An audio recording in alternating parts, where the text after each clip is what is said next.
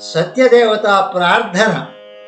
బహుచేనల్ల వ్యూహములో చిక్కి దారిద్ర్య భావానలంబునన్ కాగి సర్వదుర్గుణంబులన్ వేగి అజ్ఞానతిమిరంబునన్ ఉన్న సత్యము చూడంగలేని ఈ నిర్భాగ్య నజ్జనులన్ కరుణింపగరావే.